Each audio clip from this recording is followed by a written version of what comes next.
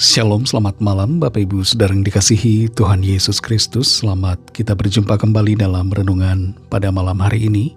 Doa dan harapan saya saudara semua ada dalam keadaan yang baik, sehat, penuh sukacita, kuat dalam iman dan selalu berlimpah dengan berkat Tuhan. Sebelum kita mendengarkan kebenaran firman Tuhan, mari kita berdoa. Bapa di sorga, Bapa dalam nama Tuhan Yesus Kristus, terima kasih kami mengucap syukur untuk segala berkat kemurahan-Mu. Tuhan sudah menolong kami, memimpin kami di sepanjang hari ini. Kasih dan kekuatan-Mu yang memampukan kami. Saat ini kami mau mendengarkan sabda firman-Mu. Urapilah kami Roh Kudus, supaya kami mengerti dan mentaati akan setiap kehendak-Mu. Dalam nama Tuhan Yesus kami berdoa. Haleluya. Amin. Saudara yang dikasih Tuhan, ayat firman Tuhan saat ini terdapat dalam 1 Yohanes 3 ayat yang ke-18. Tertulis demikian. Anak-anakku, marilah kita mengasihi, bukan dengan perkataan atau dengan lidah, tetapi dengan perbuatan dan dalam kebenaran. Saudara yang dikasih Tuhan, di Kabupaten Tapanuli Utara, Sumatera Utara, terdapat sebuah monumen yang disebut sebagai Monumen Munson dan Liman. Henry Liman dan Samuel Munson adalah dua orang misionaris yang datang ke Tanah Batak di tahun 1834. Hanya 11 hari setelah kedatangan mereka dibunuh dan menjadi martir di sana. Kalau dipikir-pikir, ngapain mereka datang jauh-jauh dari Amerika Serikat untuk ke daerah Tanah Batak hanya untuk mengalami kematian? Mereka melakukannya itu semua berlandaskan pada kasih. Dan kasih mereka bukan hanya melalui kata-kata, tapi kasih mereka ditunjukkan dengan kedatangan mereka. 28 tahun sesudah kematian Liman dan Munson, datanglah Nommensen, dan dialah yang di kemudian hari berhasil menjangkau orang-orang di Tanah Batak. Apa yang dilakukan Nommensen juga dimotivasi oleh kasih. Kasih membuat kita bertindak, bukan hanya berkata-kata. Dalam 1 Yohanes 3:18 ini dikatakan, anak-anakku, marilah kita mengasihi bukan dengan perkataan atau dengan lidah, tetapi dengan perbuatan dan dalam kebenaran. Kasih kita kepada Tuhan maupun kepada sesama memang perlu diwujudkan juga dengan kata-kata, tapi tidak berhenti hanya di kata-kata saja, melainkan dilanjutkan dalam perwujudan di perbuatan atau tindakan kita. Kasih merupakan kata kerja.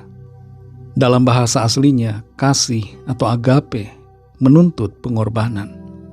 Mengasihi dengan perbuatan berarti ada sesuatu yang berkurang dari kita agar orang lain bertambah. Mungkin itu waktu kita, kenyamanan kita, atau bahkan ego kita. Kasih dengan perbuatan bisa kita wujudkan dengan memberikan telinga untuk mendengarkan orang lain, memberi tangan untuk menolong, atau kaki untuk menjenguk mereka. Kasih dalam perbuatan bukan tanpa batasan. Kasih dalam perbuatan bukan dimaksudkan berbuat apa saja tanpa adanya suatu koridor. Tapi kasih dalam perbuatan dinyatakan di sini haruslah dalam kebenaran. Jadi yang kita buat yang dilandasi oleh kasih itu harus dalam kebenaran. Jangan sampai dengan alasan kasih orang lain menuntut kita berbuat sesuatu yang tidak benar. Ada orang yang berkata kepada pacarnya, kalau kamu benar-benar mencintai, benar-benar mengasihi aku, lakukanlah ini. Tidak bisa serta-merta karena alasan kasih kita melakukan sesuatu yang dituntut dari kita. Perbuatan yang kita lakukan, yang dimotivasi kasih itu, haruslah dalam kebenaran. Kita harus uji apakah yang kita lakukan itu merupakan kebenaran, sesuai firman Tuhan, sesuai kehendak Tuhan, Ataukah itu dosa serta pelanggaran pada firman Tuhan? Saudara yang dikasihi Tuhan, mulai dari dalam keluarga kita masing-masing, dari lingkungan kita yang terkecil, mulailah untuk menunjukkan kasih kita dalam perbuatan, dalam tindakan kita, dan dalam kebenaran. Roh Kudus akan menolong saudara dan saya untuk dapat mengerti kehendak Tuhan dan mewujudkan kasih sesuai dengan apa yang Tuhan inginkan. Mari kita berdoa. Terima kasih Tuhan Yesus, kami mengucap syukur untuk firman-Mu yang sudah kami dengar saat ini. Firman-Mu yang mengajar kami untuk mengasihi dan bukan hanya sekedar mengasihi dalam perkataan, tapi mengasihi di dalam perbuatan-perbuatan kami. Tolong kami Tuhan untuk mengerti apa yang harus kami lakukan, tindakan-tindakan apa yang perlu kami ambil dan kerjakan sebagai wujud dari kasih yang ada di dalam kehidupan dan hati kami. Mampukan kami untuk mengasihi orang-orang di sekitar kami, mulai dari dalam keluarga kami, dan mewujudkan kasih itu kepada mereka bagi hormat kemuliaan nama Tuhan. Terima kasih untuk firman-Mu. Kami bersyukur karena Engkau selalu menuntun kami berjalan di dalam kebenaran dan di dalam rencana-Mu. Berkati kami Tuhan di sepanjang malam hari ini. Dalam istirahat kami, lingkupi kami dengan kasih dan kuasa-Mu. Kami bawa kepadamu Tuhan setiap permohonan doa, setiap pergumulan kami masing-masing. Lawatlah ya Tuhan, yang sedang sakit, yang lemah, yang putus asa, terganggu kesehatan.